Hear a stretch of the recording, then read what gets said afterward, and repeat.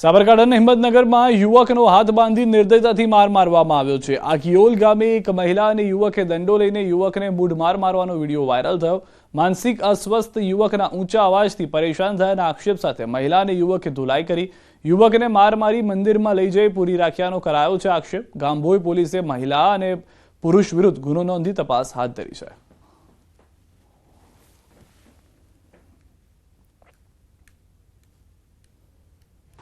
ભોગ બનનારનું હાલના સંજોગો પ્રમાણે થોડા માનસિક બીમાર હોય એવું જણાય છે, એટલે એ ગમે તેમ બૂમો પાડતા હતા અને ગાળો બોલતા હતા અને એટલે કહેવા ગયા, એટલે એક જે બેન છે એમને પણ ખોટી રીતે ગાળો બોલતા હતા ને એટલે માટે જે આરોપી પુરુષ છે એક અન્ય એ નજીકથી આવ્યા અને આ જે વ્યક્તિ છે એને માર મારેલો।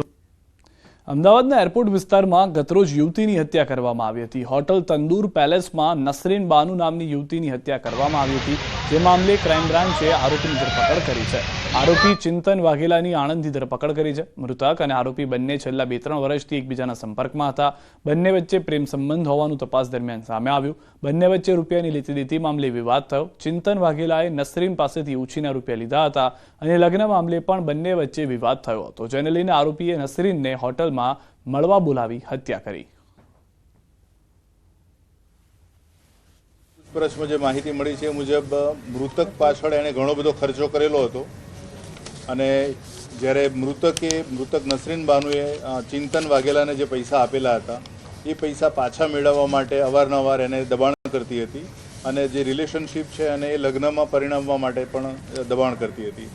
એમના સંબંધ તથા આર્થિક લેતી-દેતી બાબતે ઝઘડો થયેલો અને આ ઝઘડો થવામાં જ ચિંતને ગળું દબાવી નસરીન બાનુની હત્યા કરેલી છે। અરવલ્લીમાં ગાંજાનું વાવેતર ઝડપાયું છે। માલપુરના હાથીખાંટના મુવાડામાં એલસીબીની કાર્યવાહી। મકાઈના પાકની આડમાં ગાંજાની કરાઈ હતી ખેતી। એલસીબીએ મોટી માત્રામાં ગાંજાના છોડ ઝડપી પાડ્યા છે। એફએસએલની ટીમને સાથે રાખી કાર્યવાહી કરાઈ। ઝડપાયેલા ગાંજાની કિંમતનો મોટો આંકડો આવી શકે છે સામે। તો મોટી માત્રામાં ગાંજાના છોડ પકડાયા છે। એફએસએલની ટીમ સાથે રાખવામાં આવી હતી, જેથી તુરંત જ ઘટના સ્થળ પરથી જ ખ્યાલ આવી શકે। મકાઈનો પાક અહીંયા લેવામાં આવતો હતો, જેથી કોઈને ખ્યાલ ન આવે કે અહીંયા ગાંજાની પણ ખેતી થઈ રહી છે। માલપુરના હાથીખાંટના મુવાડામાં આ કાર્યવાહી થઈ છે। વધુ જાણકારી ન્યૂઝ 18 સંવાદદાતા હાર્દિક પાસેથી મેળવીશું। હાર્દિક, કઈ રીતે પોલીસને સમગ્ર ઘટનાની જાણ થઈ હતી? ઓપરેશન પાર પાડવામાં આવ્યું, શું વધુ જાણકારી? સીધા ચોક્કસથી જે પ્રકારે પોલીસને બાતમી મળી હતી અરવલ્લી જિલ્લા એલસીબી પોલીસને કે માલપુર તાલુકામાં એક ખેતરમાં મકાઈનું વાવેતર કરવામાં આવ્યું છે, જેની આડમાં ગાંજાની ખેતી કરવામાં આવી રહી છે। ખાસ કરીને જે સ્થાનિક લોકો છે તેમના દ્વારા આ પોલીસને જાણ કરવામાં આવી હોવાની પ્રાથમિક વિગત છે। હજુ પણ એલસીબી પોલીસ કાર્યવાહી કરી રહી છે। ખૂબ મોટો જથ્થો છે, લગભગ છેલ્લા 6 કલાકથી આ કાર્યવાહી ચાલી રહી છે। આ સંજોગોમાં ખૂબ મોટો જથ્થો ઝડપાઈ શકે છે, એટલે કે સીધા જ કહી શકાય કે જે પ્રકારે મકાઈના પાકની આડમાં આ ખેતી કરવામાં આવી છે કે આ પ્રકારના કિસ્સા જિલ્લામાં અન્ય જગ્યા પર હોઈ શકે છે। એટલે પોલીસ માટે પણ આ પડકાર છે, કારણ કે જે નશાનો કારોબાર છે ગાંજાનો, તેને ઝડપવા માટે પોલીસ કાર્યવાહી કરી રહી છે। ત્યારે આ પ્રકારનું વ્યાપક ગાંજાનું વાવેતર હજુ પણ મળી શકે છે। આભાર સમગ્ર માહિતી બદલ। તો હાલમાં હજુ પણ વ્યાપક પ્રમાણમાં ગાંજો આસપાસના વિસ્તારમાં આવા કોઈ ખેતરોની અંદર જોવા મળી શકે છે। પોલીસ તપાસ કરી રહી છે। આ તરફ ડીજીપીના આદેશ બાદ પૂર્વ કચ્છ પોલીસ એક્શન મોડમાં આવી ગઈ છે। પૂર્વ કચ્છમાં હિસ્ટ્રી શીટર વ્યક્તિઓ વિરુદ્ધ કડક કાર્યવાહી આરંભી દેવાઈ છે। શિકારપુરના અનેક ગુનાઓમાં હિસ્ટ્રી શીટર આરોપી હાજી આમદી ત્રાયાના ગેરકાયદેસર રહેણાંક બાંધકામો પર બુલડોઝર ફેરવી દેવામાં આવ્યું છે। રીડા ગુનેગાર છે જેમનું નામ હાજી અહમદ ત્રાયા છે, જેમના વિરુદ્ધમાં અગાઉમાં મર્ડર, લૂંટ, આર્મ્સ એક્ટ અને વિવિધ પ્રકારના ગુનાઓ એમના વિરુદ્ધમાં દાખલ છે। એ બધી વિગતોને જોતા પોલીસ દ્વારા સંલગ્ન તંત્રને સાથે રાખીને અને એમની મદદ લઈને આ ડિમોલિશનની કાર્યવાહી આજે કરવામાં આવી છે।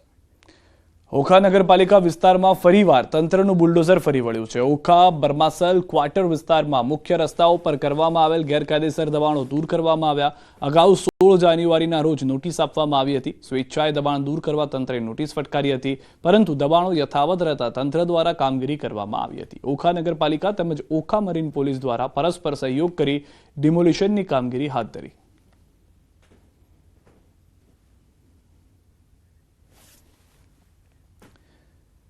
રાજકોટના એટલાન્ટિસ બિલ્ડિંગમાં આગ મામલે ફાયર બ્રિગેડે નોટિસ ફટકારી છે. ફાયર સેફટીના સાધનો વર્કિંગ કન્ડિશનમાં ન હોવાથી નોટિસ ફટકારી છે.